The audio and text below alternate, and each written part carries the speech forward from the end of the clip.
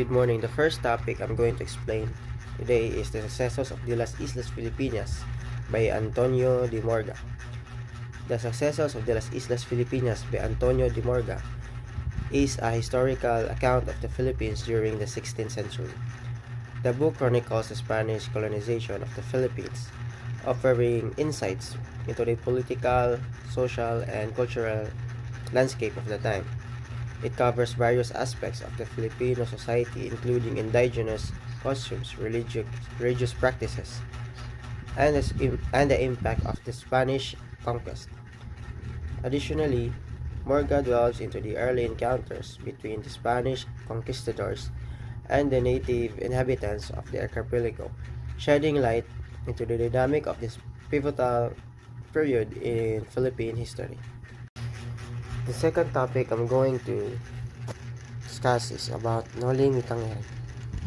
Noli Me Tangere is a novel Filipino nationalist, Jose Rizal. It tells the story of a young Filipino man, Crisostomo Ibarra, who returns to the Philippines after studying in Europe. The novel depicts the social injustice and abuses of the Spanish government, as well as the influence of the Catholic Church on Filipino society. Through the experiences of Ibarra and other characters, Rizal critiques the oppressive nature of colonial rule and highlights the need of social reform and national identity. The novel is a powerful commentary on the struggles and aspirations of the Filipino during the 19th century. The third topic I'm going to explain is all about El Filibusterismo. El Filibusterismo derives deeper into the themes of social injustice, oppression, and the struggles for reform in the Philippines during Spanish colonial period. The novel presents a more radical and disillusioned perspective compared to its prequel, Noli Me Tangere. The character central, Simon, who is actually Crisostomo Ibarra in disguise, embodies a darker and more vengeful persona, seeking to overthrow the prevailing injustice through the violent means. Simon's interactions with various characters from different social classes shed light on the pervasive corruption, abuse of power, and moral decay prevalent in Philippine society. Welcome characters are driven to seek change through peaceful means. Others are drawn into Simon's more radical and risky plans, reflecting the differing responses to oppression and the struggle for justice.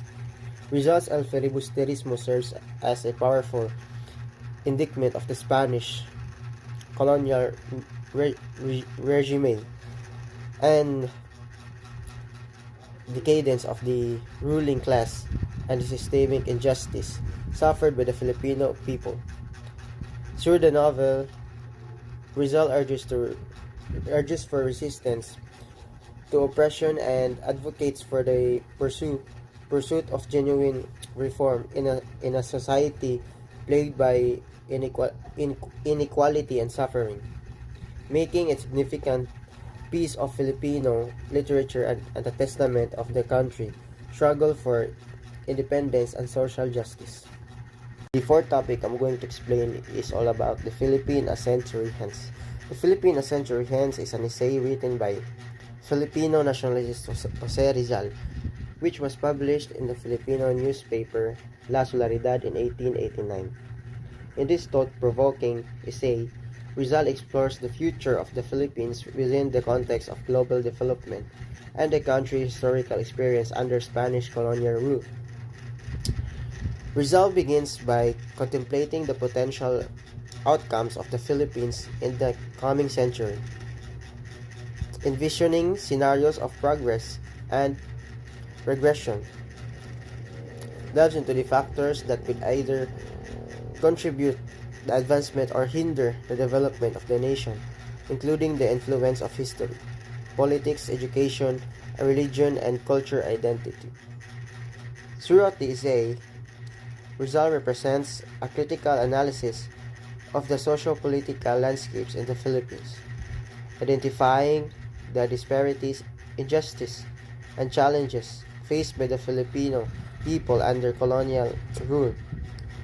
He also touches on the significance of education and the need of enlightenment leadership and social reforms to pave the way of the country's progress. Rizal's foresight and the commentary on the potential path of the Philippines in the 20th century convey a profound understanding and the complex force at play in the country's historical context and a deep concern for the welfare and future of his fellow Filipinos. The Philippines, a century hence, reflects Rizal's advocacy for the national awakening, societal progress, and the pursuit of genuine reforms as essential components in shaping the destiny of the Philippines as a free and prosperous nation. Fifth topic I'm going to explain is all about the letter to the woman of Malolos. In the letter of the woman of Malolos, Jose Rizal addresses the woman of Malolos, a town of the Philippines, commending them for their courageous pursuit of education and enlightenment. Written in 1889, this letter was a response to the woman's request for support in their questions to establish where they could learn despite opposition from the Spanish friars. Rizal praises the woman for their bravery in seeking education and encourages them to continue the pursuit of knowledge empowerment. He emphasizes the importance of education in nurturing critical thinking and moral integrity, and underscores of vital role women playing in shaping the future of the nation through their roles as education and nurturers of the young generation. Throughout the letter, Rizal advocates for the rights of women to education and challenges the oppressive norms and restrictions imposed on them by the colonial authorities and conservative traditions. He expresses his support for the women's efforts to assert their intellectual and moral development, emphasizing that an enlightening and empowered female citizenry is essential for the progress and well-being of the nation. The last topic I'm going to explain is all about On the Indolence of Filipinos. On the Indolence of Filipinos is an essay written by Jose Rizal, which was published in La Solidaridad in 1890.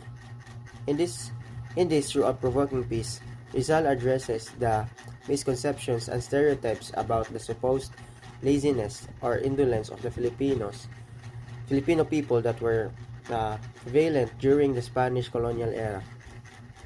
Rizal provides a systematic analysis of the factors that contributed to the perceived indolence of Filipinos, debunking the colonial myths and prejudice about the lack of industry and productivity among the native population.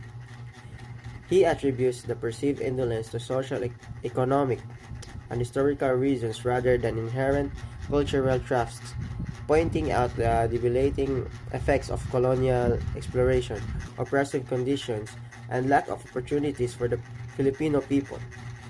Throughout, they say Rizal challenges the colonial narrative and assert the industriousness, resilience, and potential of the Filipino people, highlighting examples for their hard work and vitality of various aspects of life. He also underscores the detrimental impact of the colonial systems of the moral productivity of the Filipino population, advocating for meaningful reforms and the eradication of oppressive structure that hindered progress and development. Results on the indolence of Filipinos stands as a powerful critic of the injustice and prejudice perpetuated by the Spanish colonial regime and serves as a testament in his commitment, and enlightenment and liberation of the Filipino people